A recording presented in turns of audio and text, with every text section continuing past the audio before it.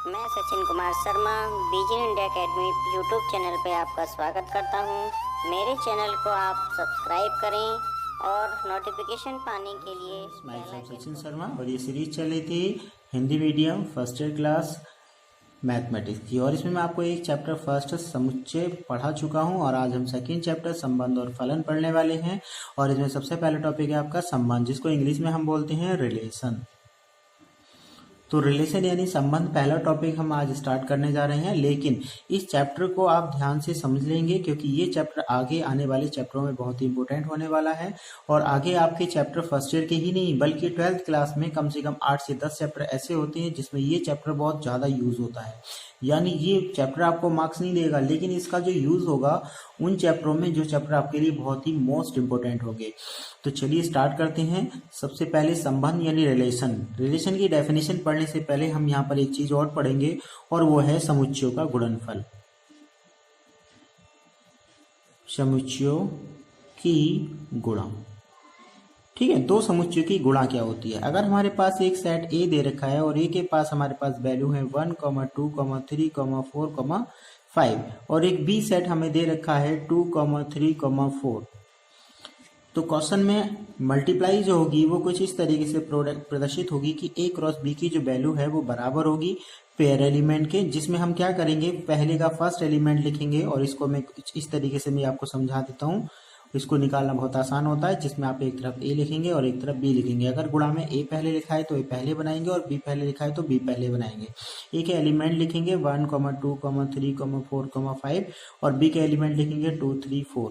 अब हम क्या करेंगे, इस 1 एलिमेंट को सभी के साथ पेयर बना देंगे इस तरीके से। तो यहाँ से आप देख रहे हैं कि 1 का 2 के साथ पेयर बनाए तो 1, 2 लिखेंगे स्मॉल ब्रैकेट में, फिर उसके बाद 1 के साथ 3 दिखाएंगे, फिर 1 के साथ 4 दिखाएंगे और हम इसको यहीं क्लोज कर देंगे। फिर आता है आपका 2। अब 2 को 2 से, 2 को 3 से, 2 को 4 से मिलाएंगे तो ये आपका 2, 2 आएगा, 2, 3 आएगा और 2, 4 आएगा। इसी तरीके से हम 3 को मिलाएंगे, ठीक है, 2, 3, 4 से, तो 3, 2 आएगा, 3, 3 आएगा, 3, 4 आएगा। इसी तरीके से हम 4 को मिलाएंगे तो 4, 2 आएगा, 4, 3 आएगा और 4, 5 आएगा। इसी तरीके से 4,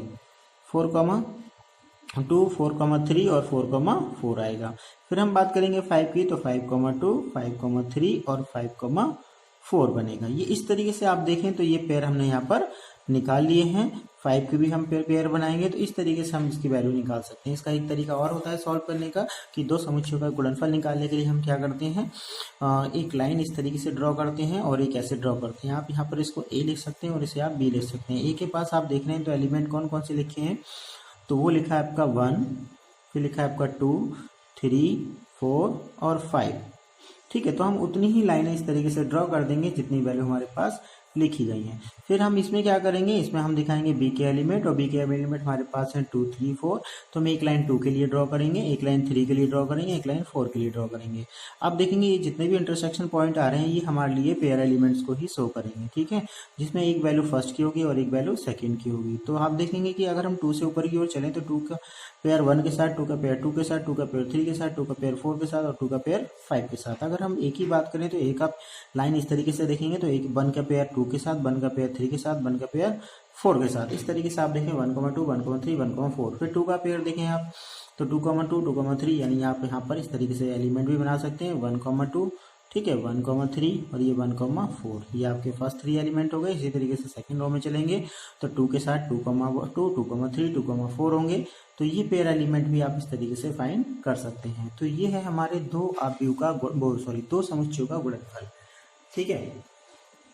दो समुच्चयों के गुणनफल कुछ प्रॉपर्टीज होती हैं, प्रगुण होते हैं। वो प्रगुण किस प्रकार हैं, जिसमें सबसे पहला प्रगुण ये होता है कि अगर हम ए क्रॉस बी में किसी एक समुच्चय को हम 5 ऐड कर लेते हैं तो इसको जो आंसर आता है वो 5 ही होता है, यानी रिक्त होता है, ठीक है। ये इसकी पहली प्रॉपर्टी होती है। सेकंड प्रॉपर्टी ये है कि अगर ए या बी में से कोई भी एक आपका इनफाइनाइट यानी अपरिमित समुच्चय होता है तो उनका गुणनफल भी क्या होता है, एक अपरिमित समुच्चय ही आता है, ये भी ध्यान रखेंगे आप।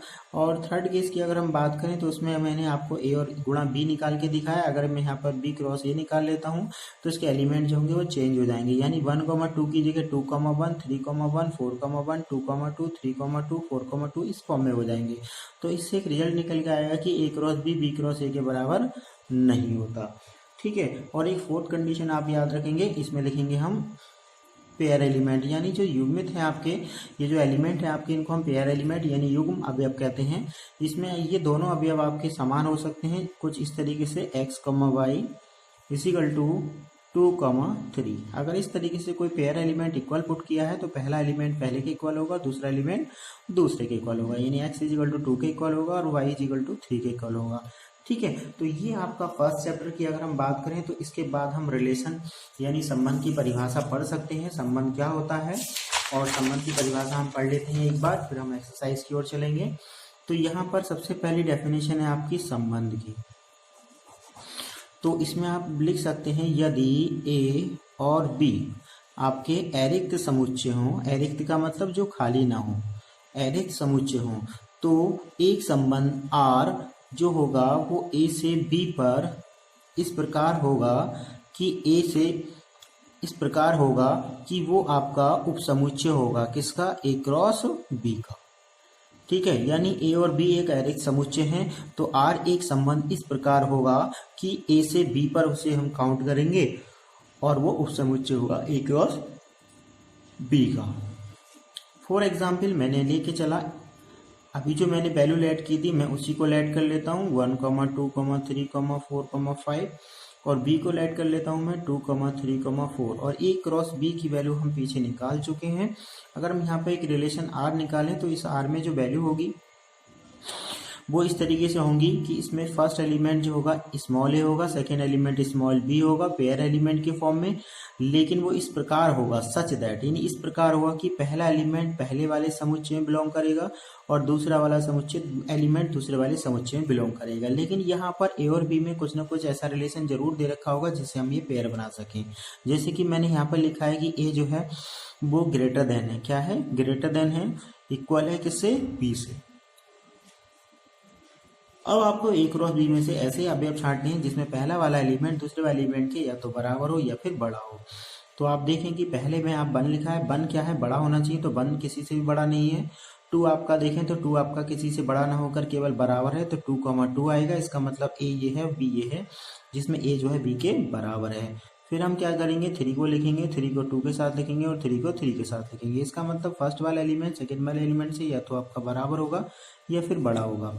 फिर हम बात करते हैं 4 के साथ 2 लिखेंगे, 4 के साथ 3 लिखेंगे और 4 के साथ 4 लिखेंगे। इसी तरीके से 5 की बात करें तो 5 के साथ 2 भी लिखेंगे, 5 के साथ 3 लिखेंगे और 5 के साथ 4 भी लिखेंगे। तो ये क्या है हमारा, आप देखें ध्यान से, तो इसके सभी एलिमेंट कहीं ना कहीं ए क्रॉस बी में आपको मिल जाएंगे। इसलिए हम कह सकते हैं कि जो रिलेशन होगा वो आपका उपसमुच्चय होगा ए क्रॉस बी का। ठीक है। तो ये संबंध होते हैं आपके, इस संबंध को हम ए क्रॉस बी से प्रदर्शित का सबसेट मानकर चलते हैं, जिसमें जो एलिमेंट होते हैं ए क्रॉस बी के ही कुछ एलिमेंट आते हैं, लेकिन कहीं ना कहीं फर्स्ट और सेकेंड एलिमेंट जो दिया गया है उसमें कोई ना कोई रिलेशन भी हमें अवश्य दिया होता है। तो चलिए, ये आपका फर्स्ट चैप्टर की सेकेंड चैप्टर रिलेशन और फंक्शन यानी संबंध और फलन का पहला टॉपिक हम पढ़ रहे हैं आज, और इसकी एक्सरसाइज 2.1 को हम इतनी ही डेफिनेशन की हेल्प से सॉल्व कर सकते हैं। तो आइए चलते हैं एक्सरसाइज नंबर 2.1 पर।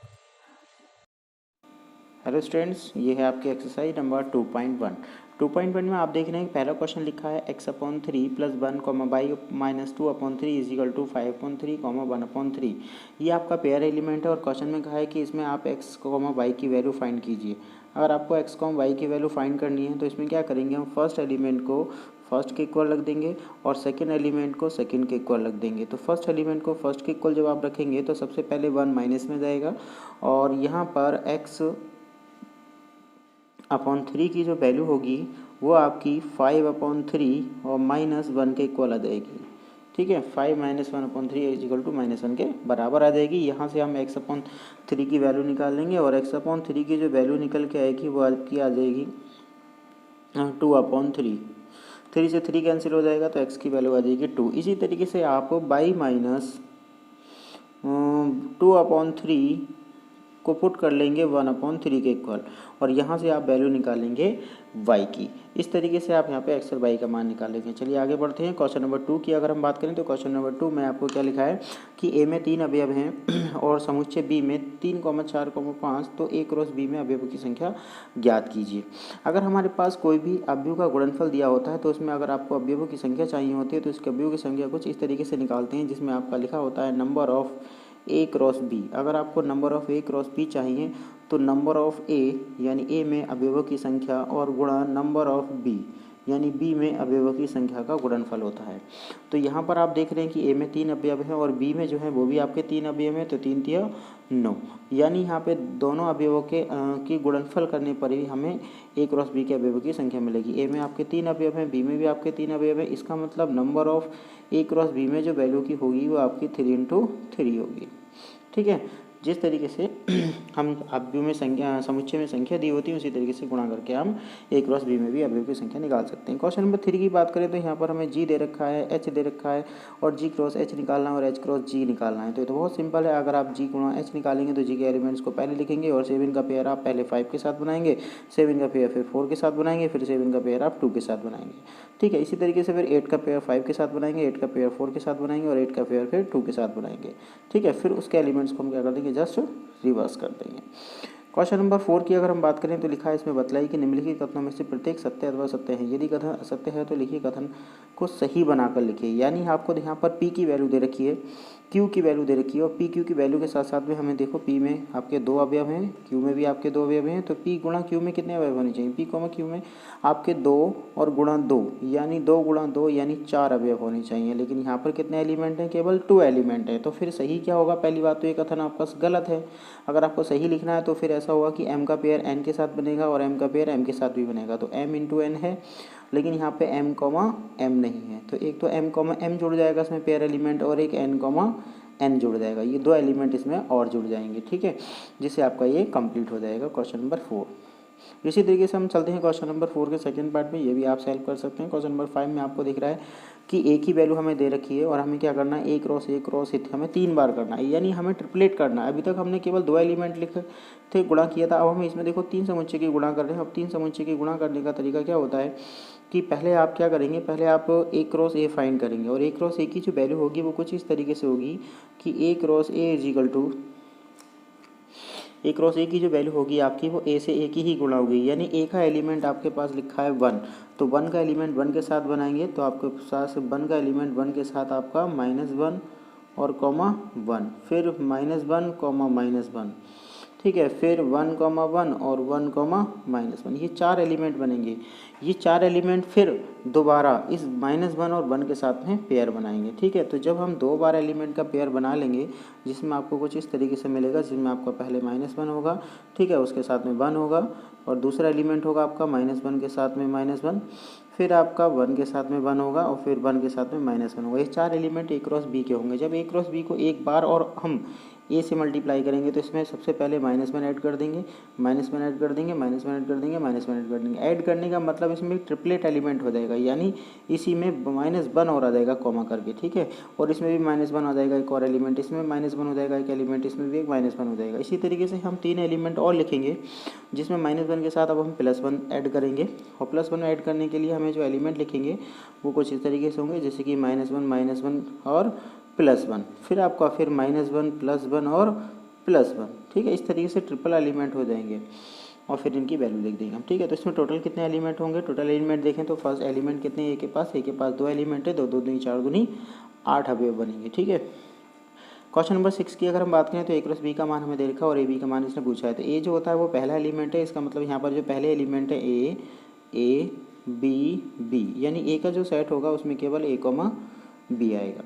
ठीक है, और अगर हम सेकेंड अवयव b की बात करें तो b में आप देख रहे हैं कि यहाँ पर x लिखा है, यहाँ आपका y लिखा है और यहाँ आपका x लिखा है, फिर यहाँ y लिखा है और यहाँ पर b का जो वैल्यू होगी वो b की वैल्यू होगी x, y, क्योंकि रिपीटेशन नॉट अलाउ, अगर 2 बार भी आए तो उससे कोई इफेक्ट नहीं पड़ता, हमें एक ही बार लिखना है। ठीक है, क्वेश्चन नंबर 7 की अगर बात करें तो a की वैल्यू गिवन है, b की वैल्यू गिवन है, c की वैल्यू गिवन है, d की वैल्यू गिवन है। तो बताइए, तो हमें क्या करना है, इसमें पहले ब्रैकेट वाली वैल्यू को फाइंड करना है, उसके बाद मल्टीप्लाई करना है। ठीक है, तो पहले जो ब्रैकेट में लिखा है उसको ज्ञात करेंगे, उसके बाद हम उसकी बाहर वाले साइड से क्या कर देंगे, गुणा कर देंगे।